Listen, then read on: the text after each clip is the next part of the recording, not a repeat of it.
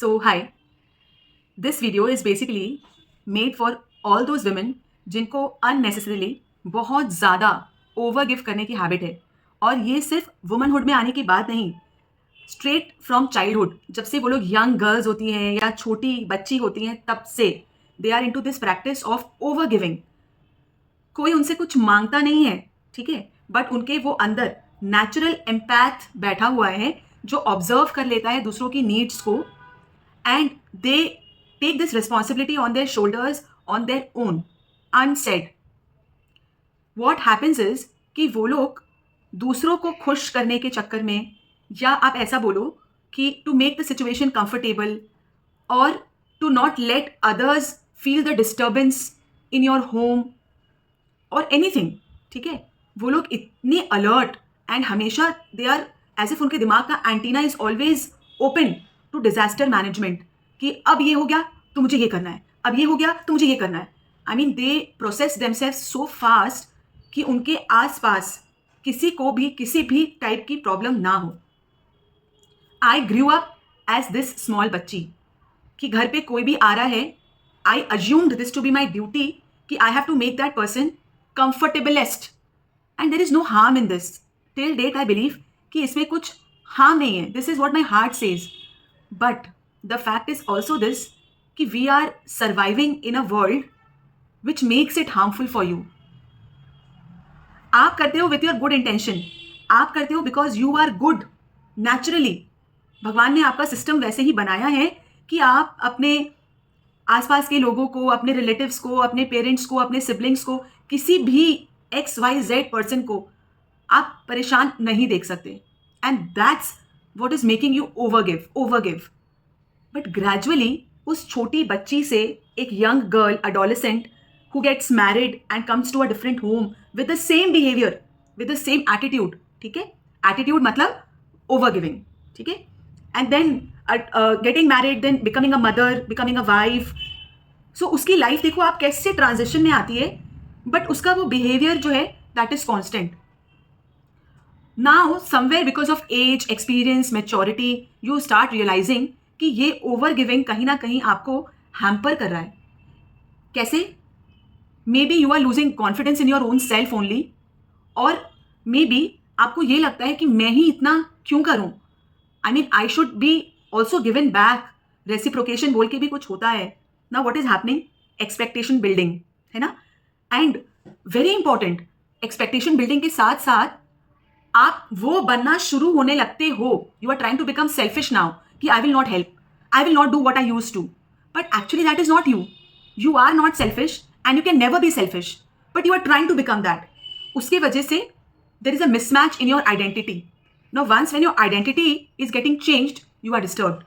You are becoming somebody who you never were or you never wanted to be, but actually you end up doing that.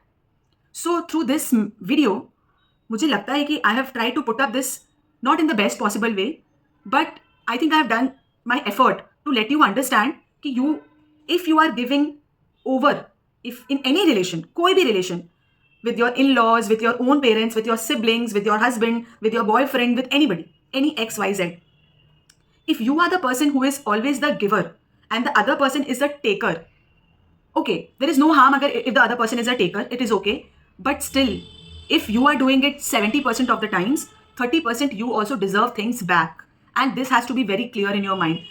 I mean, you cannot keep yourself as a residue. You cannot be that last priority in your own list.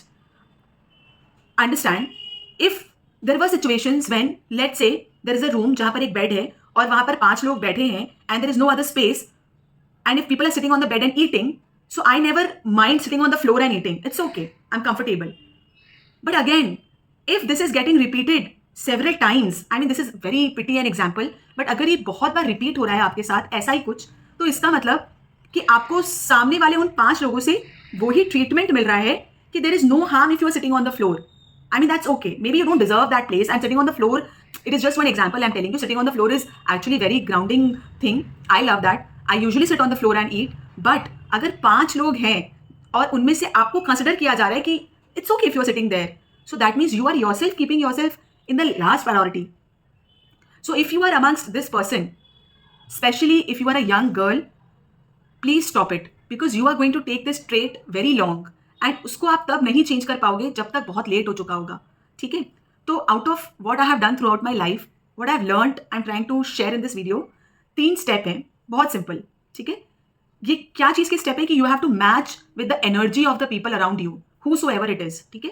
Match with the energy बोलने से क्या मतलब है कि you have to give whatever you get, because any relationship is actually mutual.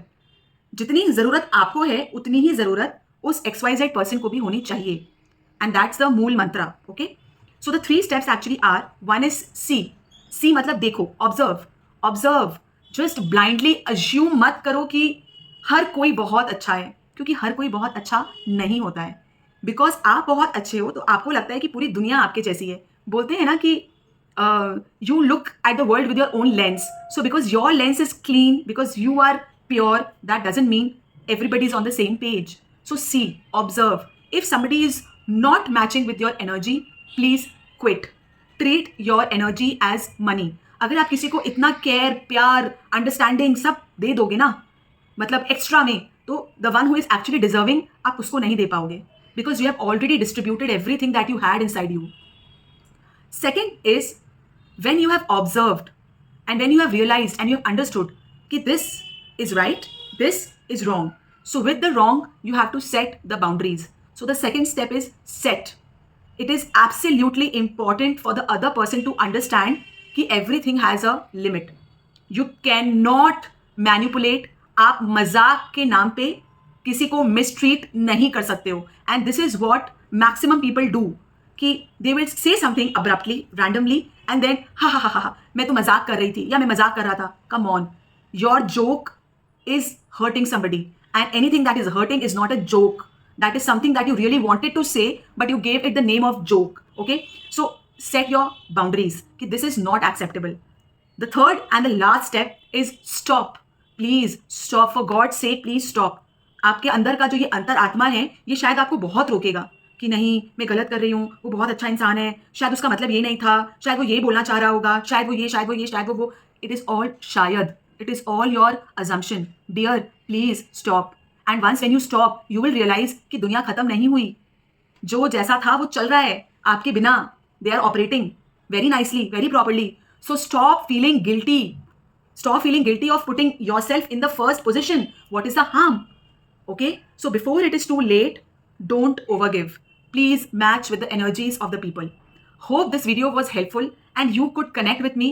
अगर इस video से किसी एक बच्ची, किसी एक यंग गर्ल, किसी एक औरत की भी लाइफ में इतना सा भी चेंज आता है ना कि वो अपने बारे में सोचना शुरू करती है, तो I think I be really really grateful कि I have done a good job. Okay. So with this I end the video. कहीं भी कुछ भी ऐसा लगा हो कि आई हैव सेड रॉन्ग, तो please pardon me and remember this is just for a real purpose. Thank you. Bye bye.